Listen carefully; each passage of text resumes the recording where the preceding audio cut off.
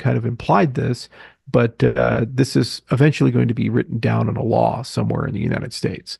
So for this to work appropriately, the policymakers are going to have to decide what that test is. And usually that means they're going to form a committee between the CFTC, which regulates commodities, and the SEC, which regulates securities, and for them to agree on something. Having an academic standardized benchmark that universities use. Blockchain engineer Charles Hoskinson co-founded Input Output. Global and the Cardano blockchain platform has big dreams for the network and ADA, the platform's native cryptocurrency. According to Hoskinson, Cardano could become the voting system of every nation around the world, making it bigger than Bitcoin. Hoskinson made this prediction at the 2023 EVO conference. In a recent interview with Altcoin Daily presenters Aaron and Austin Arnold, he said Bitcoin has swamped gold, making Cardano simpler to flip. In the interview, the American entrepreneur called Bitcoin a stagnant network with limited utility, saying its sole worth is being big and successful. Hoskinson also compared Bitcoin to Yahoo, MySpace, and Microsoft Windows, claiming that they failed owing to their rigidity and inability to adapt to new technology. Charles predicts the same for Bitcoin and its native cryptocurrency becoming the world's largest cryptocurrency by market valuation.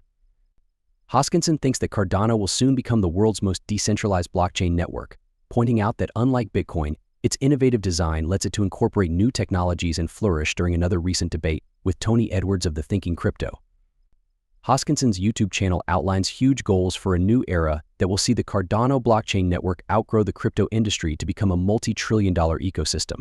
We bring you clips from the highly insightful discussion. Please like this video, subscribe to the channel, and turn on post notifications for more videos like this. Thanks for support. We wrote a paper and then partnered with the University of Edinburgh to build an index called the EDI, the Edinburgh Decentralization Index. And that paper identified, and the EDI identifies 8 different areas that you can look at decentralization. And so you don't look at decentralization just from one lens, but you look at it from everything from who controls the consensus nodes to how many full nodes do you have inside the system, to who writes the software, to the tokenomics of the system, to particulars behind where security comes from. Is it proof of work or proof of stake based? And so each and every one of these things can either move you towards a state of more centralization or less centralization. It just depends on those facts and circumstances. So the goal of EDI is to come up with a number and basically tell you explicitly what is the aggregate of all those different activities together. Now, they've been working on it for about 2 years, and they've started measurements. And so if you go to the website of the Edinburgh Decentralization Index, you can actually see real time some of the measurements of Bitcoin and Ethereum and Cardano. So I think with the Chang hard fork, what this is going to do is set Cardano on a path within the next 6 to 12 months to become the most decentralized cryptocurrency project ever, including Bitcoin. Now, people have a gut feeling, oh, I disagree with that. Well, I don't care about your feelings. I care about facts and measurements. And, when we say it's the most decentralized as measured by the EDI, you can choose to agree or disagree with the EDI. And if you disagree, it's an open source academic metric by an academic institution. So then participate in versioning. The whole point of the EDI is to be version 1, 2, 3, 4, and each version tries to be more representative of what it attempts to measure, which is decentralization as a whole. So they've already begun pretty extensive conversations with regulators like the FCA, the ADGM over in Abu Dhabi, VARA in Dubai, the U.S. Department of Commerce and others to kind of say, hey, you have this notion of sufficiently decentralized in your statutory viewpoint. Maybe, just maybe, we should begin discussing and measuring it. And actually, the paper for EDI was approved and is going to be submitted, presented at Financial Crypto. So it's already going through the peer review process as well. And there's been some phenomenal feedback. And that's already feeding into the discussion of whether EDI is an effective measurement or not. So my view is you have to start somewhere. And because the industry doesn't already have an accepted index of decentralization, right. We kind of had to start from 101 and get that index bootstrapped. And now the next step is to apply that index in every dimension. And that is one of the design goals. When you look at protocols like Ouroboros Laos or the on-chain government system, they're not just being built from a position of efficiency and effectiveness or throughput. but they're also looking at, is decentralization preserved and protected, because that's so sacred for these systems' long-term Hoskinson viability. disclosed Cardano's Chang hard fork on Twitter earlier this month, predicting a 9.0 release in June. Cardano's Voller phase begins with the Chang hard fork, promising complete decentralization for the blockchain network. According to Hoskinson, Cardano's node will reach 9.0 in June, meaning that it is Chang fork ready and waiting for 70% of SPOs to install the new node before a hard fork will introduce volatility. And for the industry as a whole, Cardano will be a decentralized civilization with millions of residents, the most advanced blockchain governance system, annual budgets, a treasury, and the knowledge of our community to guide us. Almost 500,000 views and nearly 7,000 likes. Hoskinson mentioned that some of us had been on this fantastic voyage for about 10 years. Can't believe we built a nation in a decade. I'm proud of everyone.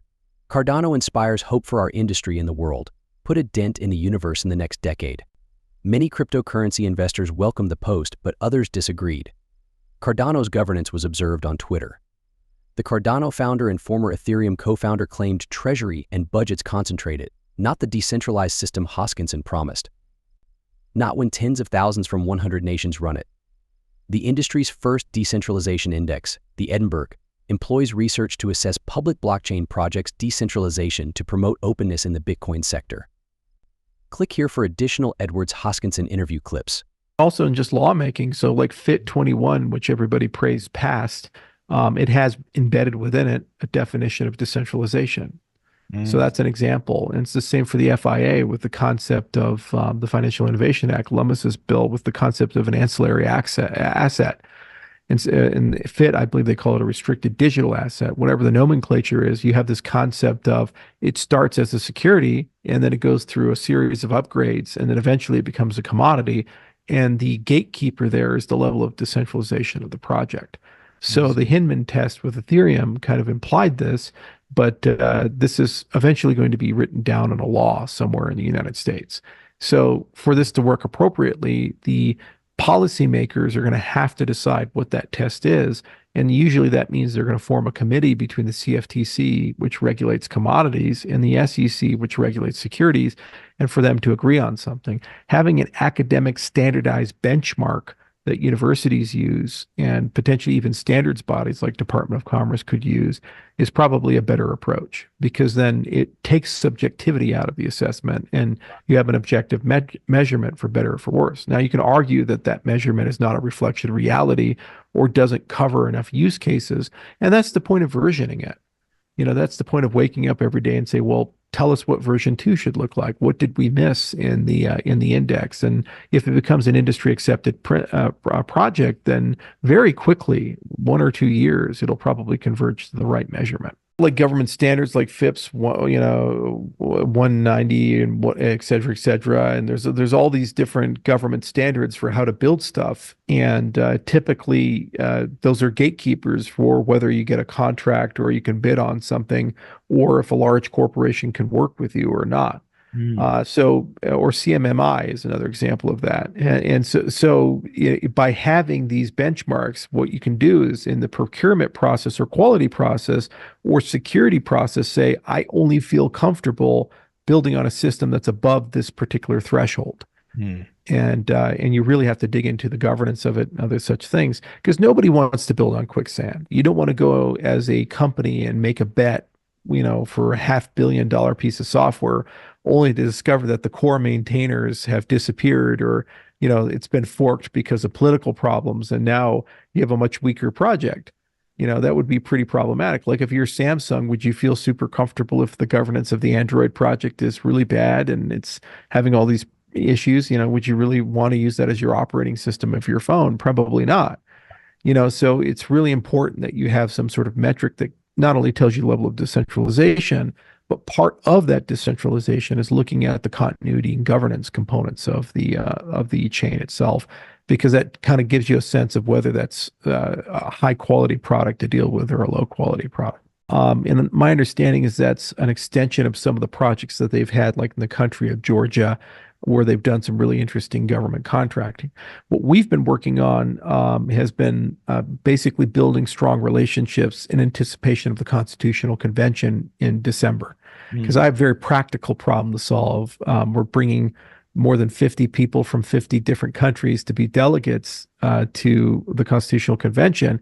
Well, how do visas work?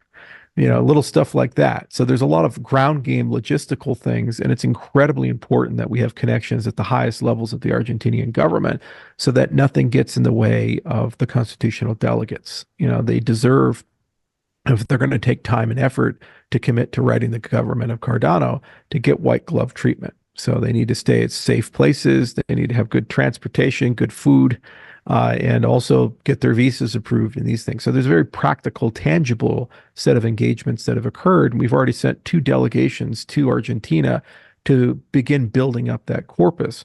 I would also like to spend some time with the president. So we'll see if we can get our schedules aligned in July and get that to happen.